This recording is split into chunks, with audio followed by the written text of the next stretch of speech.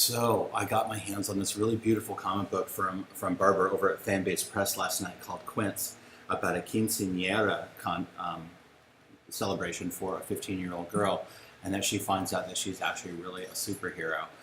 This was actually written by Sebastian Kaldek, written by Kit Strickner, and illustrated by Emma Strickner. And this is actually just an awful lot of fun. It's coming out of Fan-Based Press, and Barbara Dillon is the person I was working with last night to get my copy of this, so I could review it. And I ended up really digging on this comic book, right?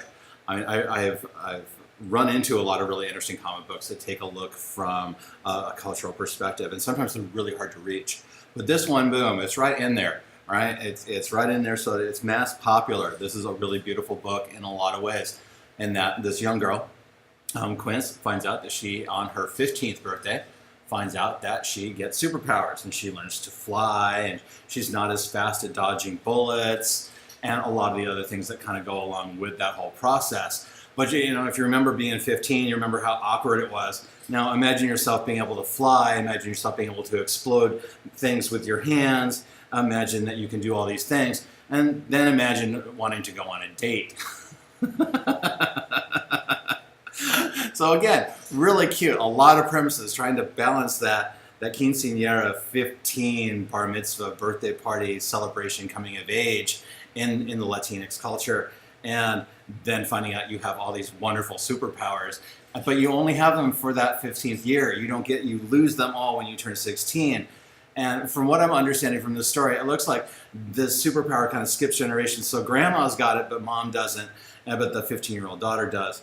And so grandma makes the superhero costume and all the other things that go along with it, and teaches the daughter how to do things. And grandma remembers being able to how to fly, and how a little bit of training here and there from grandma, which is really, really super nice. And the interesting part, though, and I like this part too, is you need that superhero costume, but they also bring in Instagram, and then they bring in snotty younger sister and little brother, and wanting to know if she's on drugs because she's out all night. Well, she's out all night saving people or helping other things along the way.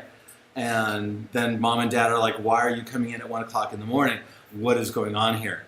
So this is an absolutely adorable comic book. I'm really glad I got my hands on a copy of this, in terms of how it works and what the process is for putting together a very Latina or Latin or Mexican kind of comic book, with that whole process of how do these nuclear families work, and how do you deal with your 15-year-old daughter that can suddenly explode the bathroom with her hands. Makes it for an interesting day. I really did end up enjoying this comic book. I think the coloring and the letters are really nice. I really like the kind of side story you get. So you get the little side story here, but then you get the panels, and it kind of adds to it. It kind of takes it away. Grandma, to me, is the pivotal character in here. You get the typical annex of the family, and you get that really interesting portion of the family. But I think grandma really is the anchor in this comic book. She's the one who really knows what's going on, and I'm not sure that grandmas really truly do know everything that's going on. But boy, grandma in this one is just amazingly cool, and she's helping out the granddaughter a lot. And the parents are clueless as always, and younger bratty sister is being younger bratty sister, and then brother, and then so on. So in all honesty, you really should go pick up a copy of this. It's coming out on Comixology here fairly soon, but it is definitely on Amazon. It's worth getting the paper copy. Right? As soon as I've got the coin to do this, I'm going to go buy the paper copy of this one for myself personally, and hold on to it for my granddaughter. Honestly, I'm not a grandfather, so I'm clueless.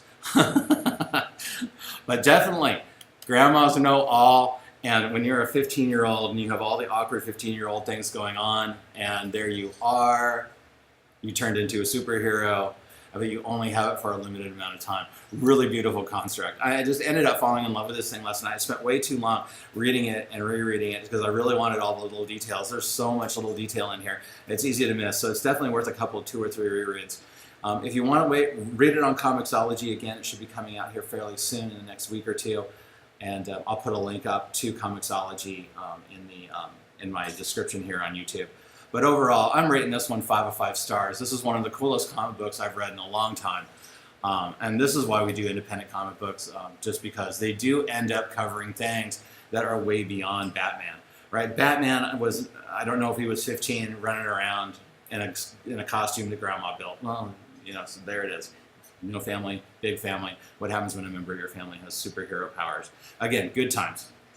So I know that this is on YouTube, so you need to subscribe and like and do all the commenting and all the other things that go along with it. You can't beat this comic book. It's a lot of fun. It really is. I'm really glad I got it. I'm really glad I got to see it. So definitely go check it out. Fanbase Press. Definitely go find them.